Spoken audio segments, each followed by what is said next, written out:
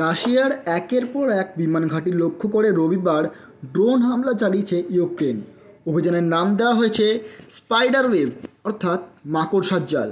ধ্বংস করে হয়েছে 40টিরও বেশি রুশ সামরিক বিমান।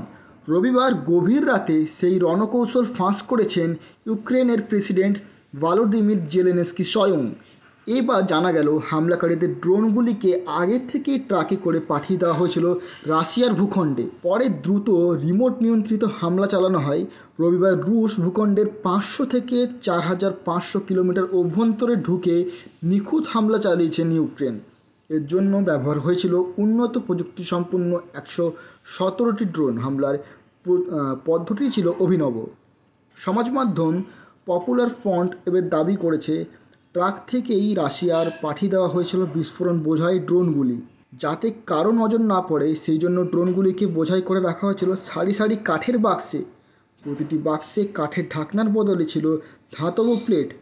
পরিকল্পনা মাফিক ট্রাকগুলিতে রাশিয়ার 4টি গুরুত্বপূর্ণ বিমানঘাটের কাছে নির্দিষ্ট জায়গায় পাঠিয়ে দেওয়া হয়।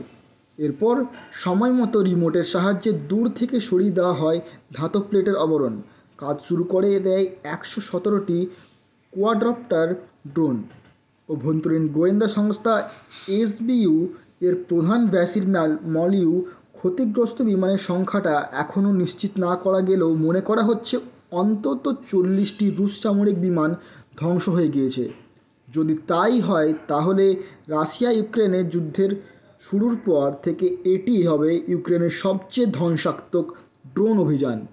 সংবাদ সংস্থা রয়টার্স প্রকাশিত ছবিগুলিতে তা স্পষ্ট হয়েছে। যে স্পষ্ট ছবিতে দেখা যাচ্ছে, একটি গুদামে সারি সারি কাঠের বাক্সে 16 ড্রোন মজুত করে রাখা হয়েছে।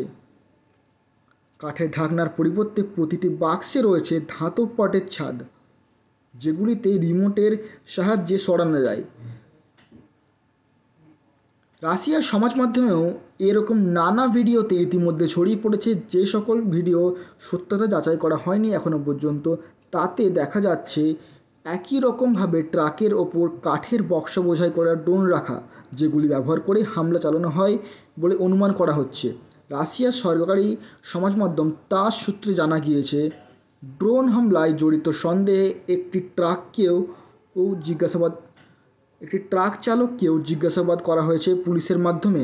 রবিবার রাশিয়ার ইউক্রেস্ট অঞ্চলে বেলিয়া বিমান ঘাঁটি লক্ষ্য করে হামলা চালানো হয়, যা মূল যুদ্ধ থেকে 4300 কিলোমিটারেরও বেশি দূরে। এছাড়া হামলা হয় ভালেনিয়া, ইভনোভো এবং দিয়াগোলোভো বিমান ঘাঁটিতে। তবে ইউক্রেস্টও হামলাটা আলাদা উল্লেখ করা হয়েছে, কারণ ইউক্রেন থেকে এর দূরত্ব প্রায় 4500 কিলোমিটার, যা প্রতিটি ইউক্রেনীয় ড্রোন কিংবা ব্যালিস্টিক ক্ষেপণাস্ত্রের পরিসরের বাইরে। এর থেকেই ইঙ্গিত মেলে যে বিমান ঘাঁটির কাছাকাছি আগে থেকেই অবস্থান করেছিল ড্রোনগুলি। হামলার কথা স্বীকার করেছে মস্কো। রবিবার রাতেই রাশিয়ার প্রতিরক্ষা মন্ত্রক নিশ্চিত করেছে যে ইউক্রেন মুরমানস্ক, ইউক্রেস্ট এবং ইভানোভো রিজিয়ন এবং আমুর অঞ্চলের মোট 5টি সামরিক বিমান ঘাঁটিতে ড্রোন হামলা চালিয়েছে।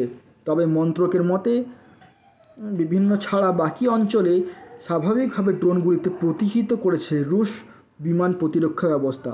আরও বলা হয়েছে, ওই ঘটনায় কোনো হতাহতের খবর এখনও পর্যন্ত পাওয়া যায়নি, তবে সামরিক ক্ষয়ক্ষতির খতিয়ান এখনও পর্যন্ত স্পষ্ট নয়।